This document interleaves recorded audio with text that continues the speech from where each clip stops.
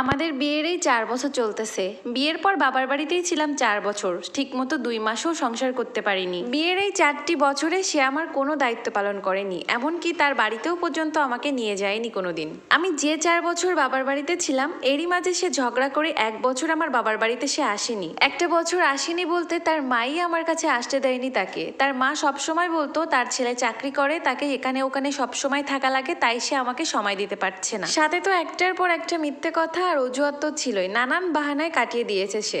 আমরা দুজনকে আগে থেকেই চিনতাম। 2 বছর রিলেশন করার পর দুজনের সিদ্ধান্তেই আমরা বিয়ে করি। আমি আমার স্বামীকে খুব বিশ্বাস করতাম সব বিষয় নিয়ে, তাই কখনো মনে হয়নি যে ওই মানুষটা আমাকে কোনোদিনও ঠকাতে পারে। তারপর 4 বছর পর জানতে পারি সে দূরে কোথাও চাকরি করে না, তাদের বাসার পাশে একটা শোরুম ছিল, সেই শোরুমে সে চাকরি করত। অথচ সে একটা বছর আমার কাছে আসেনি এই চাকরির দোহাই দিয়ে। তাহলে সে একটা বছর আমার কাছে না এসে সে কিভাবে থাকতে পারলো? এসব কিছু শোনার পর বা জানার পর আমি খুব ভেঙে পড়ি। যেহেতু তাকে ভালোবেসে বিয়ে করেছিলাম, তাই আমি আমার পরিবারকে কিছু জানাইনি। এর কয়েক মাস পর আমার স্বামী আমাকে নিতে আসে এবং তার বোনের বাসায় আমাকে নিয়ে যায়। সেখানে তার মাও থাকতো।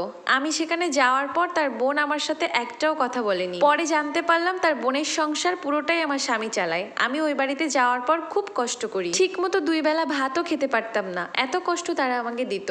আমি যাওয়ার পর তারা মনে মনে হয়তো খুশিও হয়েছিল, কারণ তাদের ঘরে 5-4 মাস খাটার জন্য একটা নতুন করে কাজের বুয়া পেয়েছে। সত্যি কথা বলতে গেলে আমার খুব লজ্জা লাগে, সত্যি কথা বলতে আমার খুবই লজ্জা লাগে, কারণ কাজের বুয়াদেরও একটু আধটু ছুটি থাকে, তারাও একটু বিশ্রাম পায়। কিন্তু আমি ওই বাড়িতে যাওয়ার পর কখনো 2টা পা এক জায়গায় করে একটু বিশ্রামও নিতে পারিনি। সাথে আমার স্বামীও কখনো সাপোর্ট করেনি আমাকে। সারাদিন চাকরি শেষে সে যখন বাসায় আসতো, আমার সাথে ঠিক মতো কথাও বলতো না। রাতে মা বোনের সাথে খাওয়া দাওয়া করে ঘুমিয়ে পড়তো, আবার সকাল হলে অফিসে চলে যেত। তাদের বাড়িতে একটানা কাজ করার পর আমি অনেক অসুস্থ হয়ে যাই, আমার অনেক ঠান্ডা লেগে যায়। এরপর আমার স্বামীর কাছে অনেক জোরাজুরি করার পর সে আমাকে ডাক্তারের কাছে নিয়ে যায়। ডাক্তারের কাছে নিয়ে যাওয়ার পর ডাক্তার আমাকে অনেক টাকার মেডিসিন লেখে, আর সেটা জানার পর সে এক মুহূর্ত সেখানে না দাঁড়িয়ে সোজা বাসায় চলে আসে। আর বাসায় এসে সে আমাকে আমার বাবার বাড়িতে যেতে বলে। সেখানে আমি মাত্র 27 দিন সংসার করতে পেরেছিলাম। আমি আমার স্বামীকে অনেক রিকোয়েস্ট করেছিলাম যেন সে আমাকে আমার বাবার বাড়িতে না পাঠায়, কিন্তু আমার ননদ আর শাশুড়ি বলে আমাদের কাছে এখন এত টাকা নেই, তাছাড়া আমার ছেলে ছোট্ট একটা চাকরি করে।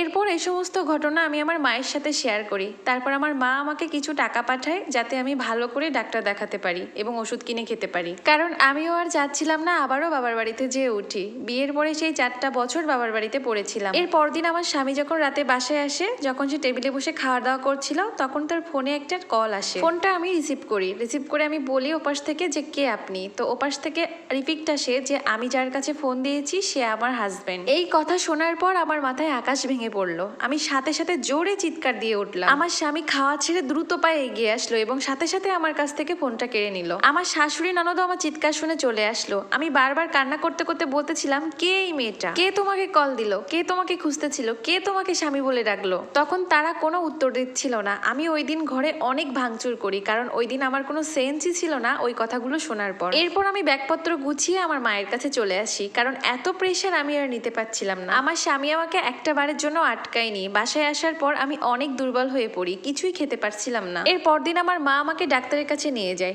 ডাক্তার আমাকে জানায় আমি মা হতে চলেছি, আমি যেন এরপর থেকে সাবধানে চলাফেরা করি। ডাক্তারের কাছ থেকে ফিরে এসে আমি আমার স্বামীকে কল দিলাম, কারণ আমার তখনও বিশ্বাস হচ্ছিল না যে আমার স্বামী আরো একটা বিয়ে করেছে। একদম সবকিছু স্বপ্নের মতো মনে হচ্ছিল। আমার স্বামীর নাম্বারে কল দেওয়ার পর দেখলাম আমার স্বামীর নাম্বার বন্ধ। তারপর ননদের নাম্বারে কল দিলাম, আমার ননদও ফোনটা রিসিভ করলো না। এরপরে সারাদিন সারা রাত একবার তার বোনের ফোনে আর একবার তার ফোনে কল দিতেই লাগলাম। খাটের এক কোনায় বসে মুখ চেপে কান্না করছিলাম। রাত 2টা বেজে গেছে। হঠাৎ দেখি ফোনে রিং বাজতেছে। ফোনটা হাতে নিয়ে দেখি আমার স্বামী আমাকে কল করেছে। ফোনটা রিসিভ করে তাকে এই খবরটা দেওয়ার আগেই সে আমাকে বলে 1 বছর আগে সে বিয়ে করেছে, আর এই বিয়েটা নাকি তার মা আর বোন থেকেই দিয়েছে। আমি তার কাছে হাত জোর করে রিকোয়েস্ট করছিলাম, তুমি কি সত্যিই বিয়ে করেছো নাকি আমার সাথে ফান করতেছো? আর যদি বিয়ে করেও থাকো তাহলে তুমি তাকে ছেড়ে দাও। আমি আজকে ডাক্তারের কাছে গিয়েছিলাম, ডাক্তার আমাকে জানিয়েছে আমি মা হতে চলেছি। এই কথা শোনার পর আমার স্বামী অনেক রেগে গেল এবং কলটা কেটে দিল। আমি যখন পরে কল ব্যাক করলাম তখন দেখলাম আবারও ফোনটা বন্ধ। পরদিন দুপুরে আমি তাকে আবারও কল দিই, তো কলটা আমার স্বামী রিসিভ করে এবং সে স্পষ্টভাবে জানিয়ে দেয় আমি যদি তার সাথে সংসার করতে চাই তাহলে তাহলে আমাদের সংসারের সমস্ত খরচ আমার বাবা মাকে বহন করতে হবে। আর এটা যদি আমি না করতে পারি তাহলে তার মা আর বোন আমাকে কখনোই মেনে নেবে না। আর যে মেয়েকে আমি বিয়ে করেছি ওই মেয়েকেও ছাড়তে দেবে না। এ কথা শোনার পর বিশ্বাস করেন আপু, আমি টানা 15 দিন আমি কিছুই খেতে পারিনি, একদম অসুস্থ হয়ে গেছিলাম। এখন আমার স্বামীর প্রতি আর কোনো ভালোবাসা কাজ করে না। এখন যেটা আছে সেটা শুধুমাত্র জিদ।